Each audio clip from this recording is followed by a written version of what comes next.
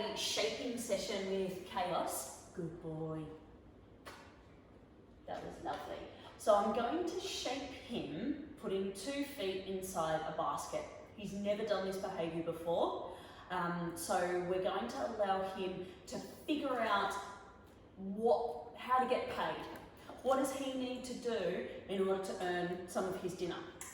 So the reason that I really like shaping is because it gives full control to the dog. He has complete agency over his environment. He has control. This is a great game to build confidence because he knows, or he learns that he can control what's going on in his environment. I nearly had another dog break from his boundary, but he made a good choice. So the reason I like shaping as well is because it gives the dog choices. They get to learn the consequences of their actions. So when they make the correct choice, then they get some of their food allowance. And when they make an incorrect choice, then nothing happens. They're not getting punished for doing the wrong thing. And I can set up the environment so it's really simple. There's not a lot going on here, so he's really, really likely to make the correct choice or make approximations of the correct choice. That's the other reason that I really, really like shaping, is because it builds a really strong reinforcement history. If I was luring him, so with a piece of food on his nose and trying to make him do that behaviour, then yeah, I could get him to do the behaviour perfectly the first time, but he's only got one behaviour and one reinforcement. That's not a very strong foundation to build our behaviour on. Instead, with shaping, we break down that 2 paws in behaviour into its component parts. So if we think about it, what are all the components of that behaviour? He's got to look at the basket, he's got to approach the basket, he's got to interact with the basket in some way, he's got to lift a paw, he's got to move that paw towards the basket, he's got to move that paw in the basket. Then, when he has one paw in the basket, he needs to move the other paw and interact and eventually get the second paw in. So if we think about it, what we thought was one simple behaviour of 2 paws in a basket is actually made up of lots and lots of component parts. And shaping ensures that all of those components have a really strong reinforcement history rather than just one reinforcement for one behaviour. That's not a very strong foundation to build things on. So let's get started. I'm hoping that my little man on the other boundary is not going to get involved in this game, but if he does, then I'll have to stop the game and then put him back on his boundary. This is real life dog training. Now we've changed our camera angle so you can actually see some things. I will present the basket to Chaos, and the moment he sees it, I'm going to throw his treat away from the basket.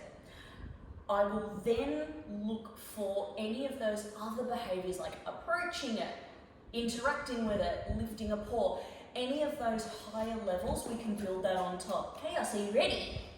Ready? Fishing! Yes!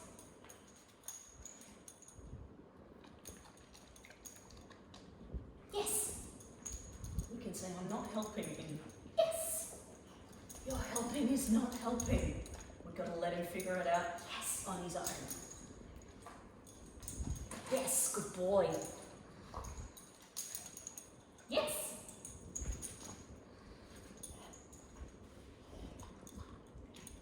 Yes. Touched it. Yes. Yes. So he now knows it's something to do with the basket. Yes.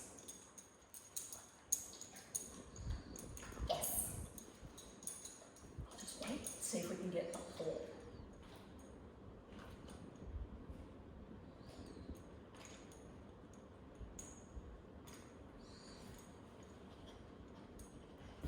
Yes, good boy.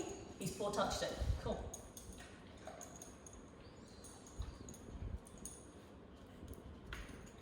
Yes, good boy.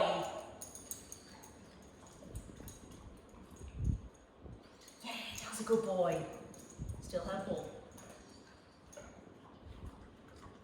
Yes, good boy. I'm going to feed in position to see if I can encourage the second one. Yes, good boy.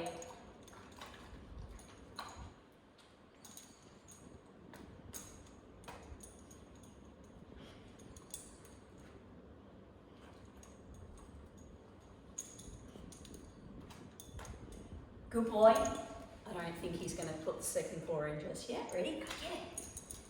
I don't want to push him and make him give up. Yeah, well done. Lots and lots of treats. Good job, Bobby. Okay, go get it. Gonna feed Havoc for being a good boy. I'll go off camera if that's okay. Good boy. Well done. Okay, go get it.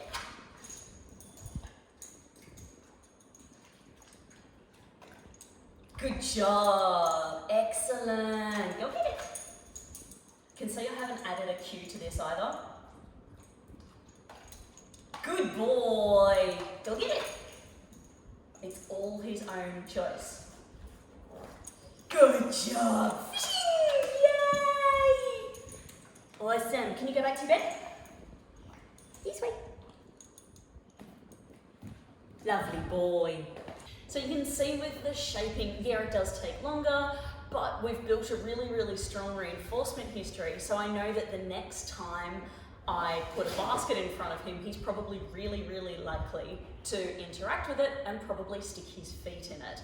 If I had lured him or helped him out, then he wouldn't have that strong reinforcement history of working through it himself. Excuse me, young man, you're supposed to be on your boundary. Dude, I want to play too. Gonna put you back on your boundary. Off you go. Real life dog training. Cool, awesome. So that's shaping. If you have any questions, just ask.